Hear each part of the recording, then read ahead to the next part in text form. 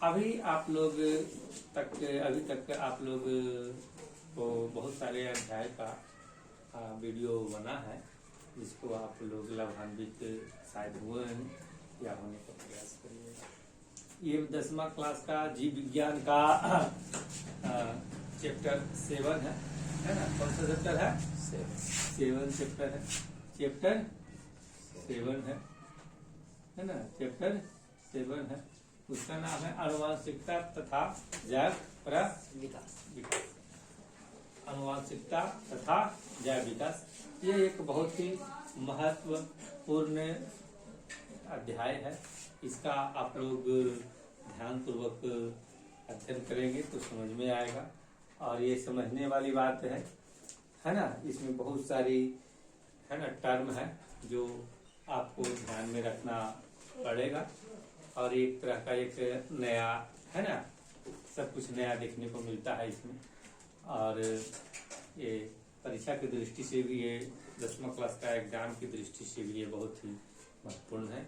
आप इस वीडियो को अगर नियमित रूप से 2 से 3 बार अगर सुनेंगे तो आपको बहुत ही लाभ मिलेगा और आप इससे लाभान्वित हो सकेंगे।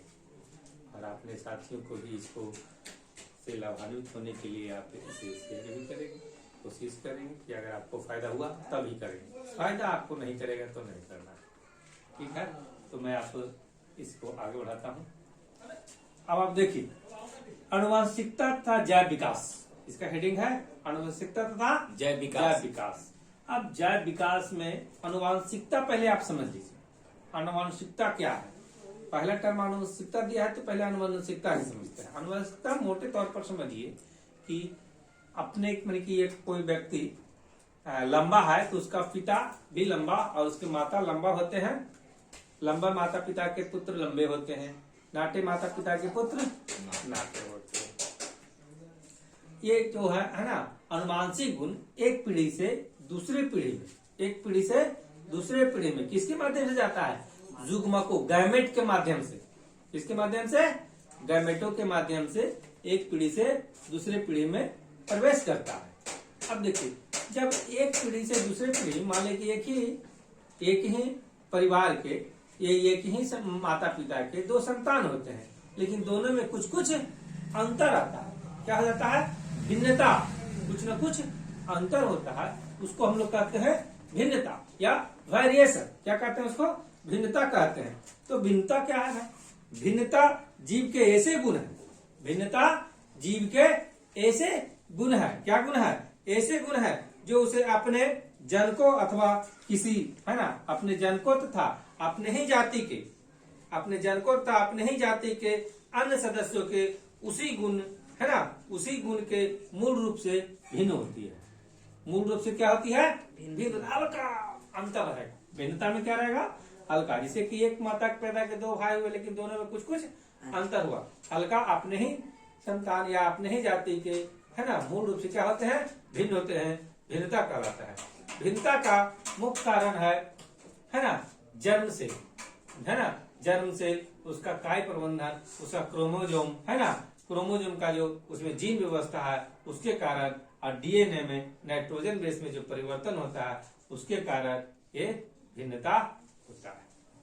समझ रहे हैं? उन्हें क्रोमोजोम बहुत सारा जीन से बना रहता है, तो जीन में जो थोड़ा सा है ना उसका व्यवस्था है, जो कि क्रम का व्यवस्था के कारण ये भिन्नता उत्पन्न होता है। तो भिन्नता में जननिक और कायिक, जननिक और जर्म सेल के आधार पर और कायिक के आधार पर 2 तरह का भिन्नता आपको देखने को मिलता है।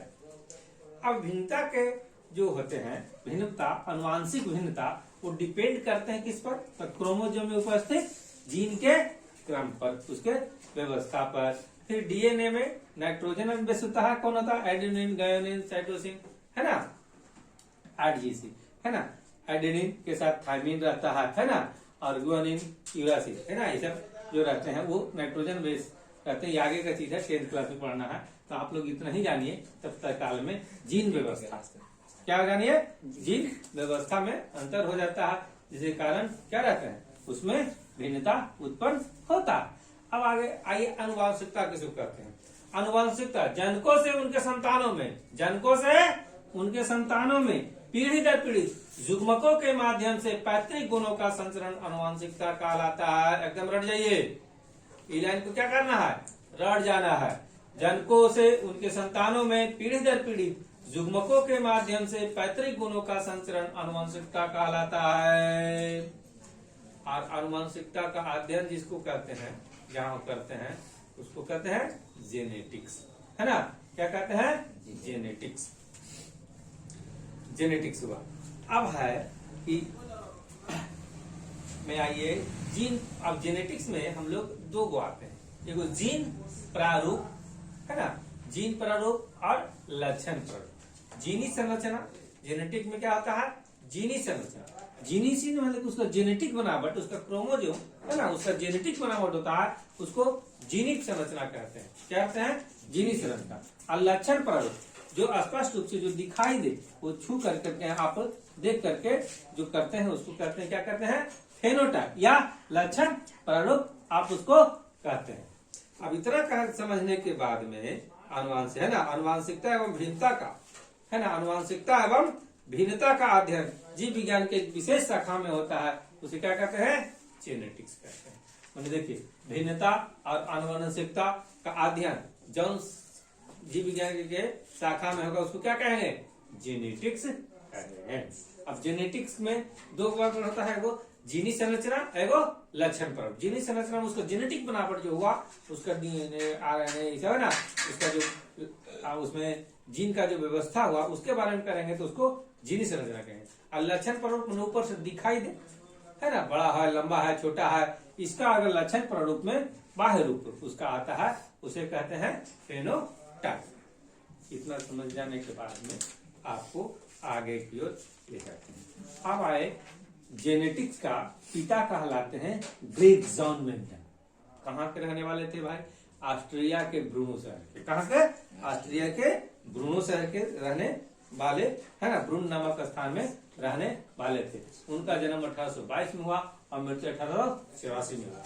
लेकिन वे एक मठ के पादरी थे। क्या थे, एक पादरी थे, लेकिन वो बड़ा ही गणितज्ञ, जोड़ने उनका कैलकुलेशन बहुत ही तगड़ा था, मैथमेटिशियन एक तरह थे बहुत ही।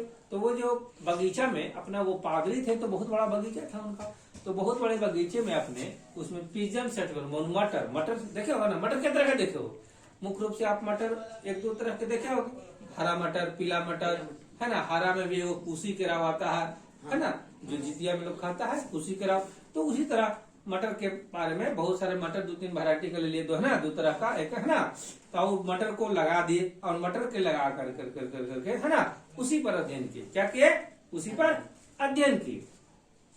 तो ग्रेग जॉन मेंडल खूब पूछता है कहाँ के रहने वाले थे, तो ऑस्ट्रिया के। कहाँ के रहने वाले थे, ऑस्ट्रिया के। कौन सा शहर के, ब्रून नामक स्थान पर रहने वाले थे, है ना। अब क्या थे, वो पादरी थे। उनको क्या कहा जाता है, तो अनुवांशिकता के पिता कहा जाता है। जानते हैं उनको सम्मान जिसमें वो रिसर्च किए उस समय नहीं मिला। और देखो 1866 में वो अपना रिसर्च दिए, लेकिन उस पर कोई ध्यान नहीं दिया। उनकी मृत्यु के पास, उनकी रिसर्च के 34 वर्ष बाद, उनका 1900 में कुछ वैज्ञानिकों ने इनके रिसर्च पर काम किया और फिर जाकर के इनको रिसर्च सम्मान मिला। जिंदा में नहीं सम्मान मिला, मरने के बाद इनको बोला कि वो आई तो काम करके चले गए थे भाई ग्रेग जॉन मेंडल है। तो फिर उनको और फिर वो आगे, है ना, इनको फिर बाद में कहा जाने लगा, है ना, क्या कहने लगे, अनुवांशिकता के पिता कहे जाने लगे। अब देखिए इसमें उन्होंने किया क्या, एक बार में एक वो लक्षण का अध्ययन किए, एक बार में एक वाला। जैसे लंबाई का अध्ययन करना है तो खाली लंबाई का अध्ययन किए, है ना, तो उसको मोनो, है ना, मोनो एक बार में अध्ययन किए एक ही को। जैसे लंबाई का अध्ययन किया था, लंबा में दो प्रकार के,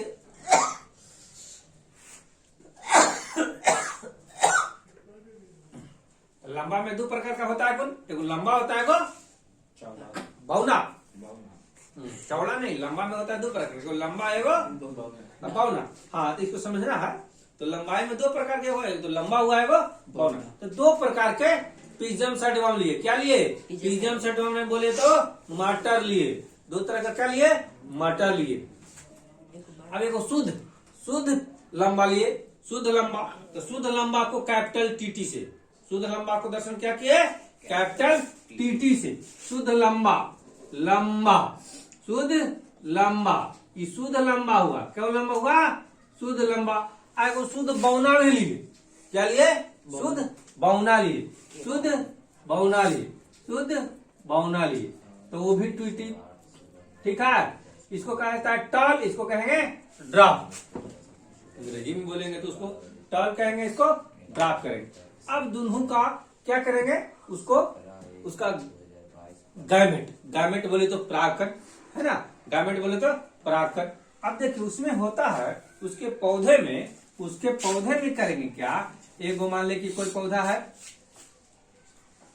ना, तो उसमें जो भाग हुआ, कौन भाग हुआ, उसमें जो उसको नर भाग हुआ है ना, परागकोश वाले भाग को क्या किए, उसको निकाल दिए। परागकोश वाले भाग को निकाल करके उसको एगो चिमकी से बांध दिए। क्या करिए, वो चिमकी से बांध दिए ताकि दूसरा परागकण ना पड़े। उस पर क्या कहते हैं, इमास्कुलेशन कहते हैं, है ना। उसको निकालने वाला को क्या कहते हैं, इमास्कुलेशन बोला जाता है। उसको निकाल दिए, क्या चीज निकाल दिए, पुरुष भाग को निकाल दिए, है ना, परागकण को निकाल दिए और उसको फिर चिमकी से बांध लिए। अब एगो क्या हुआ, बौना वाला लिए, बौना वाला से थे परागकण लेकर करके आप फिर इस पर छिड़क दिए। अब क्या हुआ, अब दोनों क्या हुआ, दोनों एगो लंबा हो गया, एगो बौना हो गया। अब दोनों का जो जना जो है ना, जो बीज पैदा लिया उसको कहते हैं F1 पीढ़ी। कौन पीढ़ी, F1 पीढ़ी, जो बीज पैदा लिया है ना। कौन पीढ़ी लिया, जो F1 पीढ़ी, माने दो शुद्ध, एक शुद्ध लंबा, एक शुद्ध बौना। सो लेकर करके जो गैमेट निकला, उस गैमेट से जो प्राप्त बीज पेड़ हुआ, पेड़ से प्राप्त बीज जो हुआ उसको कहते हैं F1 पीढ़ी। तो F1 पीढ़ी को लगाए ना, इसको जब लगाएंगे तो क्या निकलेगा, सब लंबा, टोटल लंबा निकला। अब यहाँ पर होगा कि भाई हम तो दिए थे दो तरह का पेड़, है ना, एगो बौना था, एगो लंबा था। तो यहीं पर आता है प्रभावी गुण और प्रभावी गुण। तो जो F1 पीढ़ी में जो गुण प्रदर्शित हुआ उसको कहते हैं प्रभावी, डोमिनेंट। और जो गौण हो गया तो उसको कहते हैं अप्रभावी, है ना, डोमिनेंट और रिसेसिव, डोमिनेंट और रिसेसिव। तो डोमिनेंट गुण कौन हुआ यहाँ पर, लंबा। इसमें जो पौधा हुआ वो क्या हुआ, सभी पौधे समान, सभी पौधे लंबा हुआ, सभी पौधे लंबा हुआ। तो सभी पौधे लंबा हुआ F1 पीढ़ी में, F1 पीढ़ी वाले बीचा में सभी पौधे लंबा हो गया। अब देखा भाई सभी पौधे लंबा F1 पीढ़ी में होगा तो क्या हुआ, कौन सा गुण, जो लंबाई का गुण हुआ वो क्या हुआ, डोमिनेंट और प्रभावी गुण का लाया। और जो F1 पीढ़ी में छिपा हुआ गौण हुआ उसको अप्रभावी या रिसेसिव गुण का लाया। बात समझ में आ गया। अब देखो रिसेसिव गुण, अब है F1 पीढ़ी से जो बीज प्राप्त हुआ, अब देखे F1 पीढ़ी से प्राप्त बीज को फिर से उगाया। तो F1 पीढ़ी से प्राप्त बीज में F2 में क्या हुआ, F2 में है। तो F2 में हुआ कि वो बंटवारा हो गया, फिर से खिचड़ी, है ना। F2 में क्या हुआ, बंटवारा हो गया और वह बंटवारा 3:1 के रेशियो में हो गया। 3 गो लंबा आएगो बौना, बौना यहाँ पर आता है ना। 3 गो लंबा आएगो बौना आया।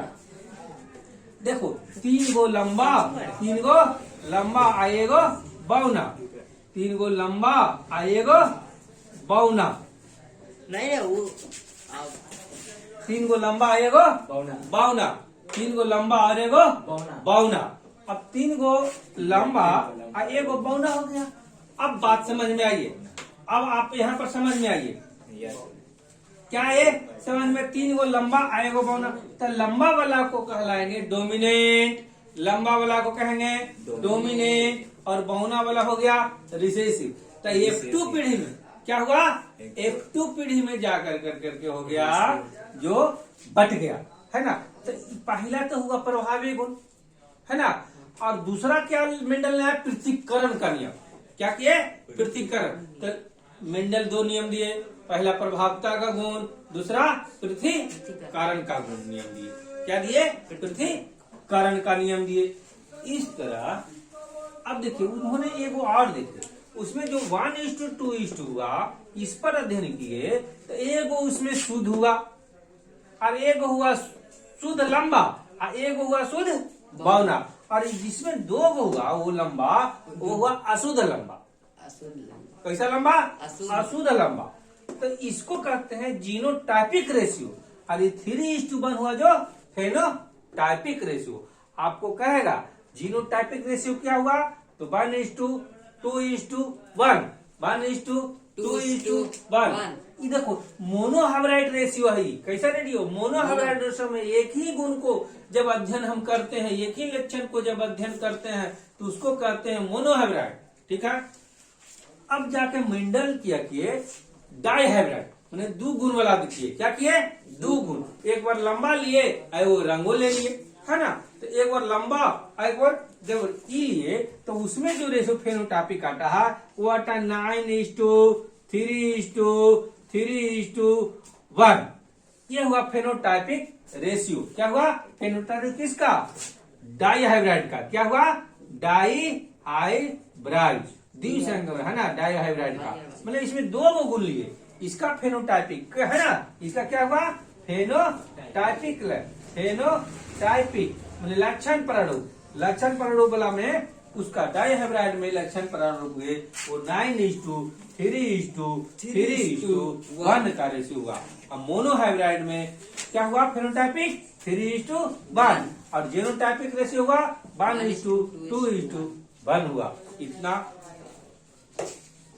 है ना। इतना करने के बाद में आप लोग अभी तक जो आप लोग सीखे उसमें था मोनोहाइब्रिड, एकल संकरण। एकल संकरण में एक ही लक्षण का अध्ययन होता है ना, इसका वर्णन होता है। तो एकल लक्षण का जो अनुपात था वो 3:1 था। कौन? लक्षण प्रारूप या फेनोटाइपिक रेशियो। क्या था? Phenotypic ratio. तब मेंडल है जो कि उस पर दो गुण निष्कर्ष निकले थे, पृथक्करण का, प्रभावीकरण का, है ना, प्रभावी गुण और पृथक्करण, है ना, law of segregation, law of dominance पर निकले। अब हम इसमें द्विसंकरण, क्या है? द्विसंकरण में आते हैं। द्विसंकरण में दो है, डाइहाइब्रिड में दो गुण लेते हैं। क्या लेते हैं? दो गुणों का अध्ययन करते हैं। जैसे एक रंग हो गया, एक उसका बड़ा छोटा लंबा, गोला और रुखड़ा। दो गुण का जब अध्ययन एक बार करते हैं तो उसको डाइहाइब्रिड करते हैं। तो डाइहाइब्रिड रेशियो में उन्होंने पाया कि इसका जो फेनोटाइपिक क्या होता है? फेनोटाइपिक होता है वो 9:3:3:1। कितना? 9:3:3:1। कहने का मतलब 9 ठो लंबा और फिर 3 गोल, है ना, गोल और होगा गोल और उसको कहिए पीला, और फिर है ना, फिर गोल और रुखड़ा, इस तरह का रहेगा। और एगो शुद्ध बौना, शुद्ध हरा और शुद्ध झुर्रीदार, कहिए बौना नहीं, शुद्ध हरा और झुर्रीदार। जो देखिए एगो यहाँ शुद्ध हरा और झुर्रीदार और पीला और गोल शुद्ध है। अब देखिए यहाँ जो है पीला और ये जो रहेगा, जब ये और ये जो बनेगा, इसमें जो गैमेट है, इसमें 4 गो गैमेट बनेगा। क्या गैमेट बनेगा? 4 गैमेट, 1 गैमेट, 2 गैमेट, 3, 4 गैमेट इधर ले लिए और 4 गैमेट इधर ले लिए। अब इसका जो टेबल बनाएंगे, है ना, टेबल बनाएंगे तो इसका मिला करके जब लिखते हैं दोनों का, तो दोनों में से आता है क्या चीज? बाई, और दोनों में से आ गया आर। अब आर आएगा तो इसमें पीला हो गया और लाल गोल हो गया, मतलब शुद्ध पीला और शुद्ध गोल हो गया। अब यहाँ से फिर इसमें करिए तो क्या हो जाएगा? इसमें बाई चलाया तो क्या हो गया? पीला हो गया, और फिर कैपिटल वाला आर चलाया तो समझिए ये क्या हो गया? गोल हो गया, है ना। लेकिन ये क्या हो गया? इसमें अशुद्ध, क्या हुआ? अशुद्ध, ये पीला और गोल होगा। फिर इसी के विपरीत में एक आता है, यहाँ पर देखिए, है ना, इसका विपरीत आएगा, इसका विपरीत यहाँ पर आएगा। तो अब इसमें क्या आएगा? इसका विपरीत में आएगा, तो वहां पर भी वही बात होता है ना। तो इसमें भी गोल और लाल, गोल और पीला का रेशियो में आएगा आपको।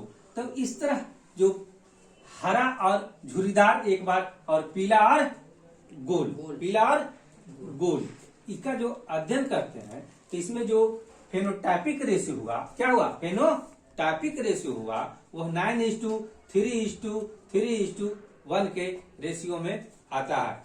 और इसका जो जीनोटाइपिक है वो बहुत ही लंबा है, उसका होता है 1:2:2:4:1:2:1:2:1:1। ये लंबा है, ये ज्यादा उतना पूछता नहीं है, लेकिन ध्यान में रखना चाहिए, है ना। अब आइए देखिए लिंग निर्धारण की बात आता है। क्या आता है, लिंग निर्धारण की बात आता है। तो मनुष्य में लिंग निर्धारण कैसे होता है, मनुष्य में लिंग निर्धारण, तो मनुष्य में टोटल क्रोमोसोम 46 होते हैं और 23 जोड़ी में होते हैं। क्या आते हैं, 23 जोड़ी में होते हैं। तो 23 जोड़ी में 22 जोड़ी को कहते हैं ऑटोजोम, 22 जोड़ी को कहते हैं ऑटोजोम, और 1 जोड़ी को कहते हैं लिंग क्रोमोसोम। तो लिंग क्रोमोसोम पुरुष में होता है वो हेट्रोजाइगस होता है, माने कि विषम, है ना, हेट्रोजाइगस, एक्स और वाई। लेकिन वही महिलाओं में या स्त्री में जो लिंग क्रोमोसोम होता है वो सेम होता है, और एक्स है ना, एक्स ही होता है। अब देखिए एक्स और एक्स, जब एक्स गैमेट से मिलता है तो वह लड़की होगा, है ना, तो लड़की। और एक्स और वाई गैमेट में जब मिलता है तो लड़का का उत्पत्ति होता है। लेकिन अब अभी भी हमारे देश में भ्रांतियां हैं कि लड़का और लड़की के लिए कौन जिम्मेदार है, महिला ही जिम्मेदार है। परंतु वैज्ञानिक आधार पर हम लोग यह जाने हैं कि इसके लड़का और लड़की होने का मुख्य जिम्मेदार कौन है, पुरुष होता है। कौन होता है, पुरुष होता है ना। इसमें अगर लड़का लड़की होने के चांस 50-50, क्योंकि इधर भी 2 है ना, इधर भी 2, तो दोनों बराबर ना, बराबर होने का चांस रहता है। लेकिन देखिए घरेलू मक्खी जो होता है ना, उसमें भी क्रोमोसोम की संख्या 7 होती है, 6 ऑटोजोम और 1 होता है लिंग क्रोमोसोम। उसमें भी एक्स वाई और एक्स की तरह ही होता है। अब हम लोग आते हैं दीमक और मधुमक्खी में। दीमक और मधुमक्खी में जो उसमें लिंग निर्धारण है जो वातावरण और पोषक तत्वों के आधार पर होता है। अगर वातावरण अच्छा मिले और पोषक तत्व मिले तो उसमें रानी, ड्रोन और वर्कर का निर्माण होता है। अगर उस दोनों कामों का वर्णन भी करते हैं तो रानी का काम है अंडा देना और ड्रोन का काम है रानी को निषेचित करना, और श्रेमी का काम है परागकण खाना, उसका छत्ता बनाना, मध बनाना। ये सब मध है। मध क्या है, मध है जो कि परागकण का एक रासायनिक लार के द्वारा रासायनिक अभिक्रिया के फलस्वरूप बना हुआ पदार्थ है, वो क्या कहलाता है, मध, शहद कहलाता है। तो इतना बात जाने, है ना, जाने। इतना बात जानने के बाद में आप लोग ध्यान दें। अभी आप लोग इतना अध्ययन करें तो जीव विज्ञान का यह है ना, आनुवांशिक तथा जैव विकास। तो आनुवांशिक वाला इतना पार्ट लंबा वीडियो होने के कारण में इसे पहला पार्ट में रखते हैं, और जैव विकास का जो है वो दूसरा पार्ट में आप लोग इसका, है ना, सुनेंगे।